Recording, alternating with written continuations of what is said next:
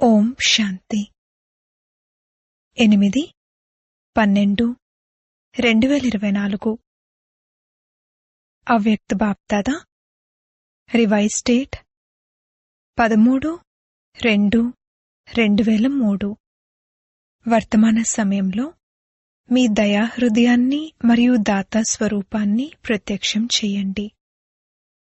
ఈరోజు వరదాత తండ్రి తమ జ్ఞానదాతలు, శక్తిదాతలు, గుణదాతలు, పరమాత్మ సందేశవాహకులు అయిన పిల్లలను చూస్తున్నారు.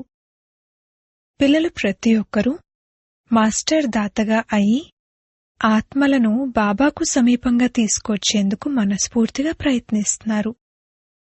విశ్వంలో అనేక రకాల ఆత్మలున్నారు.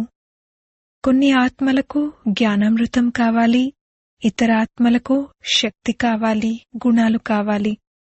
పిల్లలైన మీ వద్ద అన్ని ఖజానాలు అఖండంగా ఉన్నాయి. ప్రతి ఒక్క ఆత్మ యొక్క కోరికను పూర్తి చేసేవారు మీరు. రోజురోజుకు సమయం సమాప్తికి సమీపంగా వస్తున్న కారణంగా ఇప్పుడు ఆత్మలు ఏదైనా కొత్త ఆధారాన్ని వెతుకుతున్నారు. ఆత్మలైన మీరు ఆ కొత్త ఆధారాన్ని ఇవ్వడానికి నిమిత్తులుగా అయ్యారు. బాప్దాదా పిల్లల ఉల్లాస ఉత్సాహాలను చూసి సంతోషిస్తున్నారు. ఒకవైపు అవసరముంది, మరియు ఇంకొక వైపు ఉల్లాస ఉత్సాహాలున్నాయి. అవసరమైన సమయంలో ఒక్క బిందువుకు కూడా మహత్వం ఉంటుంది. కనుక ఈ సమయంలో మీరిచ్చే అంచెలికి, సందేశానికి కూడా మహత్వం ఉంటుంది. వర్తమాన సమయం పిల్లలైన మీ అందరి దయాహృదయం మరియు దాతా స్వరూపం ప్రత్యక్షమయ్యే సమయం. బ్రాహ్మణాత్మలైన మీ అనాది స్వరూపంలో కూడా దాతాతనపు సంస్కారాలు నిండి ఉన్నాయి. అందుకే కల్పవృక్షం చిత్రంలో మీరు వృక్షం యొక్క వేర్లలో చూపించబడ్డారు. ఎందుకంటే వేర్ల ద్వారానే మొత్తం వృక్షానికి అన్నీ చేరుకుంటాయి. మీ ఆది స్వరూపం దేవతా స్వరూపం. దేవత అన్నదాని అర్థమే దేవత అనగా ఇచ్చేవారు. మీ మధ్యకాల స్వరూపం పూజ్యనీయ చిత్రం. కనుక మధ్యకాలంలో కూడా పూజ్య రూపంలో మీరు వరదానాలను ఇచ్చే, దీవెనలను ఇచ్చే, ఆశీర్వాదాలను ఇచ్చే దాతారూపులు. కనుక ఆత్మలైన మీ విశేష స్వరూపమే దాతాతనపు స్వరూపము. అలాగే ఇప్పుడు కూడా పరమాత్ముని సందేశవాహకులుగా అయ్యి విశ్వంలో బాబా ప్రత్యక్షత యొక్క సందేశాన్ని వ్యాపింపచేస్తున్నారు. బ్రాహ్మణ పిల్లలు ప్రతి ఒక్కరూ చెక్ చేసుకోండి. అనాది ఆది దాతాతనపు సంస్కారాలు ప్రతి ఒక్కరి జీవితంలో సదా ఇమర్జ్ రూపంలో ఉంటున్నాయా? దాతాతనపు సంస్కారాలు కల ఆత్మలకు గుర్తేంటంటే, ఎవరైనా ఇస్తే మేమిస్తాము, ఎవరైనా చేస్తే మేం చేస్తాము అని వారెప్పుడూ సంకల్పమాత్రంగా కూడా ఇలా అనుకోరు. వారు నిరంతరం తెరిచి ఉన్న భాండాగారంలా ఉంటారు. బాప్దాదా నలువైపులా ఉన్న పిల్లల యొక్క దాతాతనపు సంస్కారాలను చూస్తూ ఉన్నారు. ఏం చూస్తుంటారు? నంబర్వారుగా అయితే ఉండనే ఉన్నారు కదా. ఎప్పుడు కూడా ఈ సంకల్పాన్ని చేయకండి, ఇది ఇలా ఉంటే నేను కూడా చేస్తాను అని. దాతాతనపు సంస్కారాలు కలవారికి అన్ని వైపుల నుండి సహయోగం స్వతహాగానే ప్రాప్తిస్తుంది. కేవలం ఆత్మల ద్వారానే కాకుండా ప్రకృతి కూడా సమయమనుసారంగా సహయోగిగా అయిపోతుంది. ఒక సూక్ష్మమైన లెక్కేంటంటే, ఎవరైతే సదా దాతగా అవుతారో ఆ ఆత్మకు ఆ పుణ్యానికి ఫలంగా అవసరమైన సమయానికి సహయోగం, అవసరమైన సమయానికి సఫలత సహజంగా ప్రాప్తిస్తుంది. అందుకే సదా దాతాతనపు సంస్కారాలను ఇమర్జ్ రూపంలో ఉంచుకోండి. పుణ్యఖాత 1కి 10 రెట్లు ఫలాన్ని ఇస్తుంది. కనుక మొత్తం రోజంతట్లో నోట్ చేసుకోండి.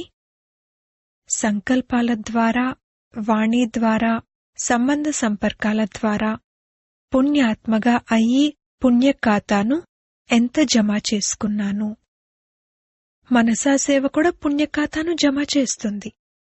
వాణి ద్వారా ఎవరైనా బలహీన ఆత్మను సంతోషంలోకి తీసుకురావటం, ఆందోళనలో ఉన్నవారిని తమ గౌరవం యొక్క స్మృతిలోకి తీసుకురావటం, నిరాశలో ఉన్న ఆత్మను తమ వాణి ద్వారా ఉల్లాస ఉత్సాహాల్లోకి తీసుకురావటం, సంబంధ సంపర్కం ద్వారా ఆత్మకు తమ శ్రేష్ఠ సాంగత్యపు రంగును అనుభవం చేయించటం, ఈ విధి ద్వారా పుణ్యఖాతాను జమ చేసుకోగలరు. ఈ జన్మలో ఎంత పుణ్యం జమ చేసుకుంటారంటే ఇక అర్ధకల్పం ఆ పుణ్యఫలాన్ని తింటారు. మరియు అర్ధకల్పం మీ జడచిత్రాలు పాపాత్మలను వాయుమండలం ద్వారా పాపాల నుండి ముక్తులుగా చేస్తాయి. పతిత పావనిగా అయిపోతారు. బాప్దాదా పిల్లలు ప్రతి ఒక్కరి జమ అయిన పుణ్యఖాతాను చూస్తూ ఉంటారు.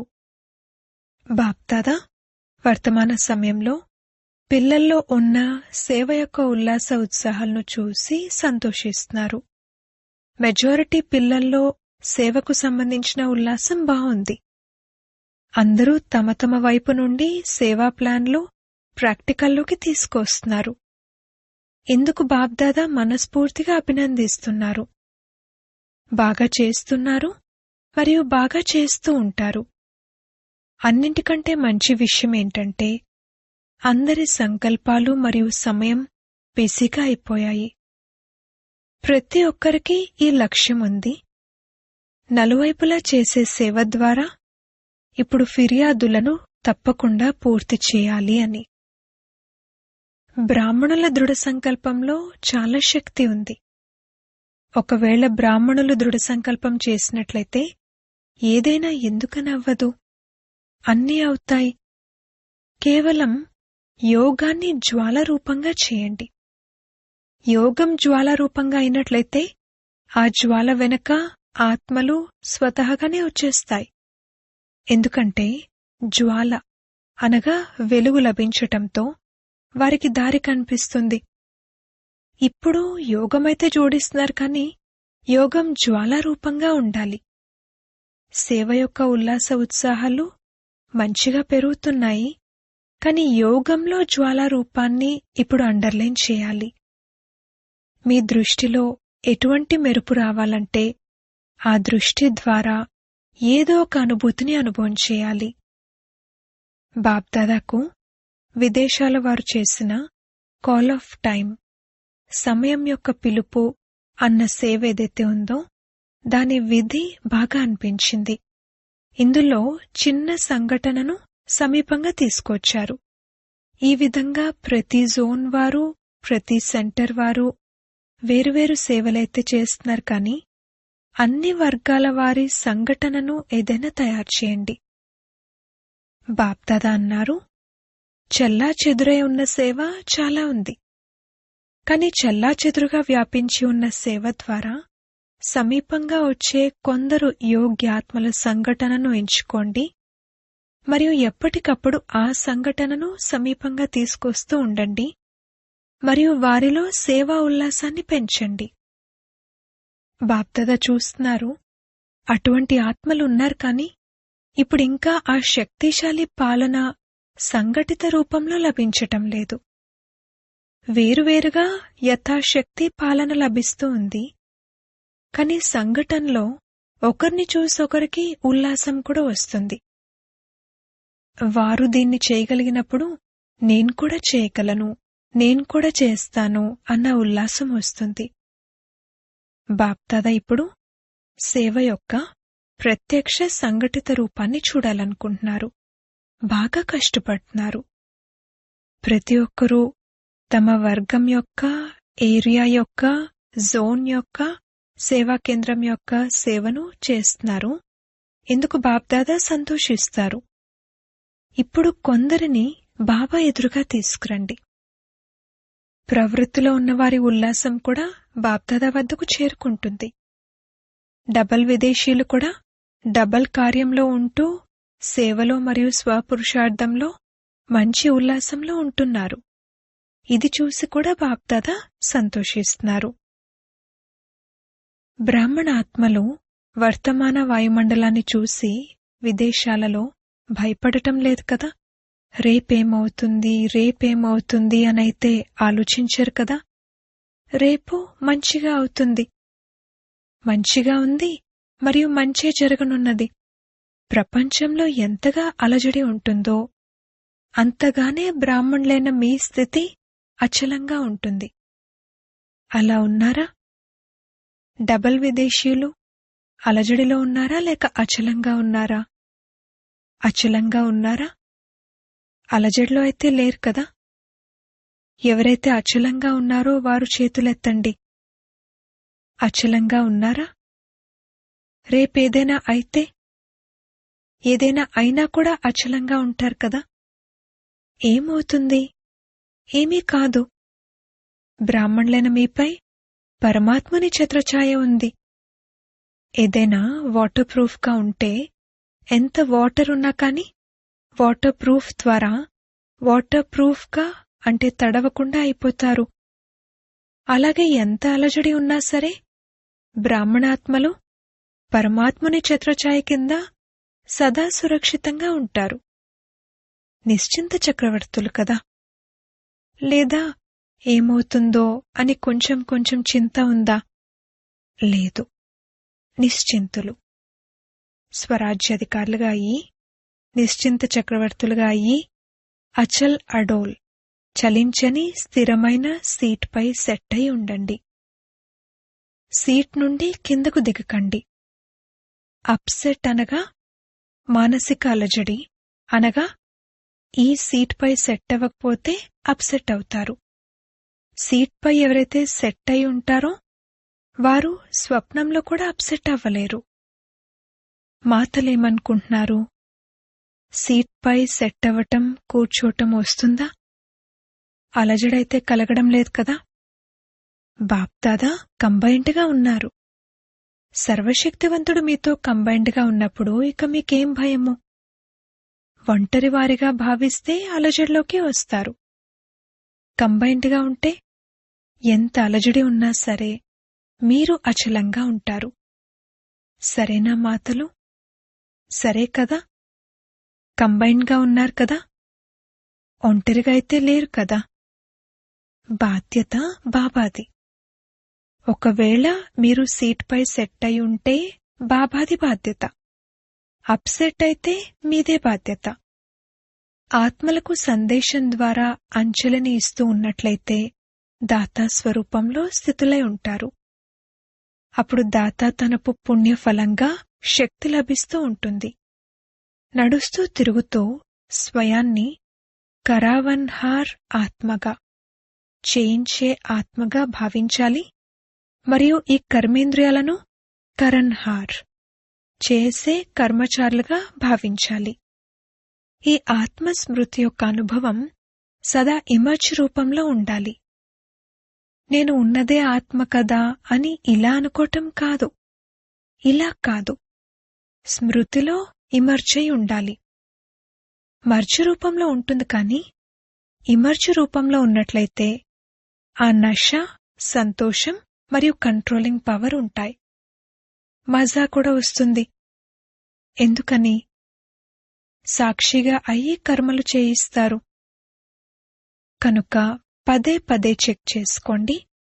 కరావన్హార్, చేయించేవానిగా అయి కర్మలు చేయిస్తున్నానా? ఏ విధంగా రాజు తన కర్మచారులను తన ఆజ్ఞలో ఉంచుకుంటాడో, ఆజ్ఞాపించి చేయిస్తాడో, అలాగే ఆత్మ కరావన్హార్, చేయించేవాడు అన్న స్వరూపం యొక్క స్మృతి ఉన్నట్లయితే సర్వ కర్మేంద్రియాలు ఆర్డర్ అనుసారంగా ఉంటాయి. మాయ ఆర్డర్లో ఉండవు, మీ ఆర్డర్లో ఉంటాయి. లేదంటే మాయ గమనిస్తూ ఉంటుంది. కరావన్హార్ ఆత్మ నిర్లక్ష్యంగా అయిపోయినట్లయితే ఇక మాయ ఆర్డర్ చేయడం మొదలుపెడుతుంది. ఒక్కోసారి సంకల్పశక్తి, ఒక్కోసారి వాచాశక్తి మాయ ఆర్డర్ అనుసారంగా నడవడం మొదలుపెడతాయి. అందుకే సదా అన్ని కర్మేంద్రియాలను మీ ఆర్డర్ అనుసారంగా నడిపించండి. అలా అవ్వాలనుకోలేదు, కాని అలా అయిపోయింది అని అనకండి. ఏది కోరుకుంటారో అదే జరుగుతుంది. ఇప్పట్నుండే రాజ్యాధికారిగా అయ్యే సంస్కారాన్ని నింపుకుంటేనే అక్కడ కూడా రాజ్యాన్ని నడిపిస్తారు. స్వరాజ్యాధికారి అన్న సీట్ నుండి ఎప్పుడూ కిందకు రాకండి. ఒకవేళ కర్మేంద్రియాలు ఆర్డర్లో ఉన్నట్లయితే ప్రతి శక్తి కూడా మీ ఆర్డర్లో ఉంటుంది. ఏ సమయంలో ఏ శక్తి యొక్క అవసరం ఉంటుందో అది ఆ సమయంలో చిత్తం ప్రభు అంటూ హాజరైపోతుంది. అలా కాకుండా పనైపోయిన తర్వాత సహనశక్తి రా అని మీరు ఆర్డర్ చేయడం మరియు అది పనైపోయిన తర్వాత రావడం కాదు. ప్రతి శక్తి మీ ఆర్డర్ అనుసారంగా చిత్తం ప్రభు అంటూ హాజరవుతుంది. ఎందుకంటే ఈ ప్రతి శక్తి పరమాత్మిచ్చిన కానుక. కనుక పరమాత్మిచ్చిన కానుక మీ వస్తువు అయిపోయింది. మీ వస్తువు అన్నప్పుడు మీరు ఎలా అయినా ఉపయోగించుకోవచ్చు, ఎప్పుడైనా ఉపయోగించుకోవచ్చు. అలాగే ఈ సర్వశక్తులు మీ ఆర్డర్లో ఉంటాయి, సర్వ కర్మేంద్రియాలు మీ ఆర్డర్లో ఉంటాయి. వీరినే స్వరాజ్యాధికారులు, మాస్టర్ సర్వశక్తివంతులు అంటారు. పాండవులు అటువంటి వారేనా? మాస్టర్ సర్వశక్తివంతులు కూడా మరియు స్వరాజ్యాధికారులు కూడా. నోటి నుండి అలా మాటలు వచ్చేశాయి అని అనకండి. అలా రావటానికి ఆర్డర్ ఇచ్చిందెవరు? చూడాలనుకోలేదు కాని చూసేశాను, చెయ్యాలనుకోలేదు కాని చేసేశాను. ఇలా ఎవరి ఆర్డర్పై జరుగుతుంది? వీరిని అధికారులు అంటారా లేక ఆధీనులు అంటారా? అధికారులుగా అవ్వండి, ఆధీనులుగా కాదు. అచ్చా, బాబ్దాదా అంటారు, ఎలా అయితే ఇప్పుడు మధుబన్లో అందరూ చాలా చాలా సంతోషంగా ఉన్నారో అలాగే సదా సంతోషంగా సంపన్నంగా ఉండండి. మీరు ఆత్మిక గులాబీలు. చూడండి, నలువైపులా చూడండి. అందరూ ఆత్మిక గులాబీలు, వికసించిన గులాబీలు.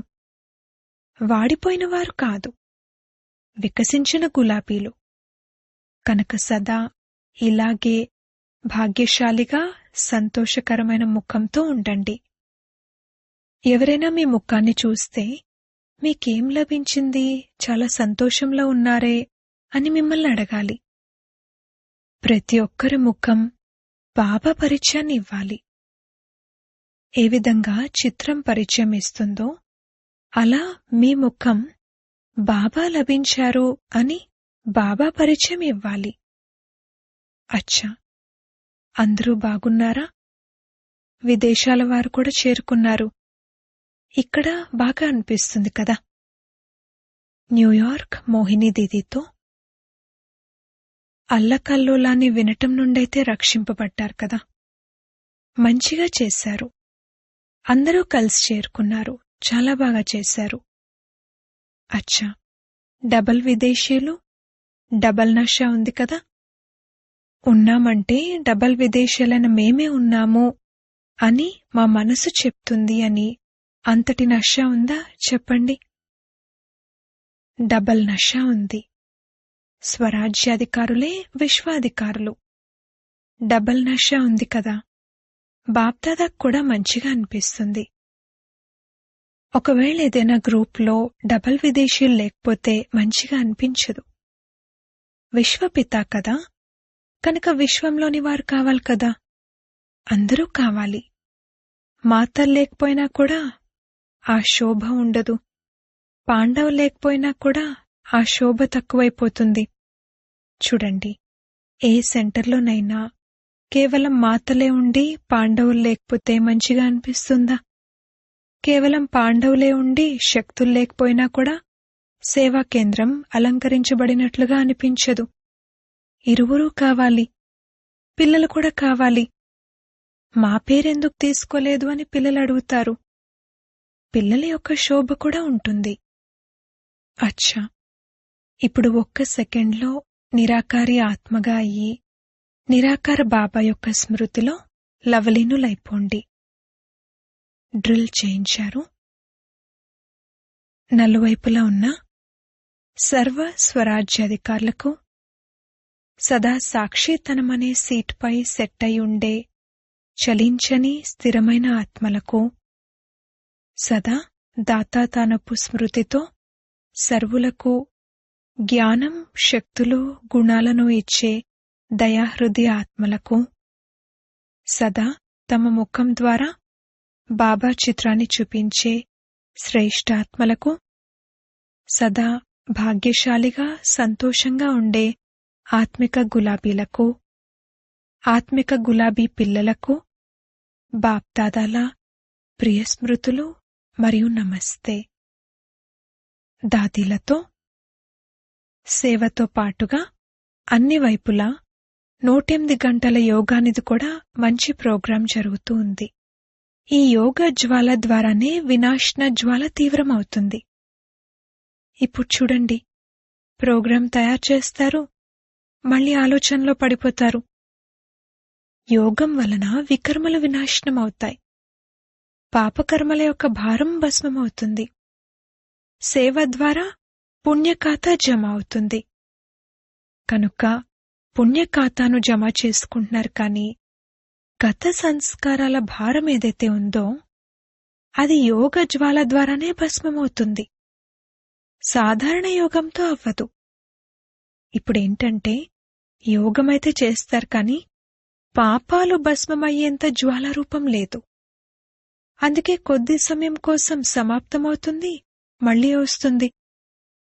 అందుకే రావణుణ్ణి చూడండి, హతమారుస్తారు, కాలుస్తారు, ఇంకా ఎముకలు కూడా నీటిలో వేసేస్తారు, పూర్తిగా భస్మమైపోవాలి అని. గత సంస్కారాలు, బలహీన సంస్కారాలు పూర్తిగా భస్మమైపోవాలి. అవింకా భస్మమవ్వలేదు. చనిపోతాయి, కానీ భస్మమవ్వటం లేదు. చనిపోయిన తర్వాత మళ్లీ బ్రతుకుతాయి. సంస్కార పరివర్తనతోనే సంసార్ ప్రపంచ పరివర్తన అవుతుంది. ఇప్పుడు సంస్కారాల లీల నడుస్తూ ఉంది. సంస్కారాలు మధ్య మధ్యలో ఇమర్జ్ అవుతూ ఉంటాయి కదా, నామరూపాలు కూడా అంతమైపోవాలి. సంస్కార పరివర్తన, ఇది విశేషంగా అండర్లైన్ చేయాల్సిన విషయం. సంస్కార పరివర్తన లేనట్లయితే వ్యర్థ సంకల్పాలు కూడా ఉంటాయి, సమయం కూడా వ్యర్థంగా పోతుంది, అనవసరమైన నష్టం కూడా జరుగుతుంది. అది జరగాల్సిందే. సంస్కారాల మిలనం యొక్క మహారాస్ గాయనం చేయబడింది. ఇప్పుడు రాజ్ జరుగుతుంది, మహారాస్ ఇంకా జరగలేదు.